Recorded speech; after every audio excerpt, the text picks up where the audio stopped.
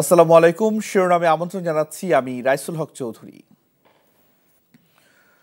নোয়াখালীর সেনবাগে ঘূর্ণিঝড়ের আঘাতে লণ্ডভণ্ড হয়ে গেছে ৩টি গ্রামের অর্ধশতাধিক ঘরবাড়ি। এতে ১০ জন আহত হয়েছে। বৃহস্পতিবার সন্ধ্যায় বৃষ্টির সঙ্গে শুরু হয় প্রবল দমকা হওয়া, পরে সেটি রূপ নেয় ঝড়ে।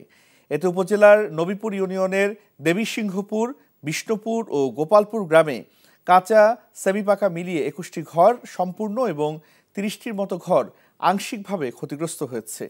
ঘরের উপর ভেঙে পড়ে অসংখ্য গাছপালা। এতে নারী ও শিশুসহ অন্তত ১০ জন আহত হয়েছেন।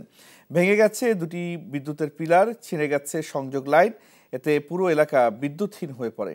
খবর পেয়ে ক্ষতিগ্রস্ত এলাকা পরিদর্শন করেন সেনবাগ উপজেলা নির্বাহী কর্মকর্তা মোহাম্মদ মহিউদ্দিন। শিরোনাম এইটুকুই। এই খবর ভিডিও আপডেট জানতে ভিজিট করুন এনটিভি অনলাইন www.ntv.com। এছাড়াও এনটিভির জনপ্রিয় সব অনুষ্ঠান ও খবরের আপডেট জানতে ভিজিট করুন আমাদের ইউটিউব ও ভেরিফাইড ফেসবুক পেজ। ১২টার মধ্যাহ্নের খবর দেখার আমন্ত্রণ রইল। ধন্যবাদ সবাইকে।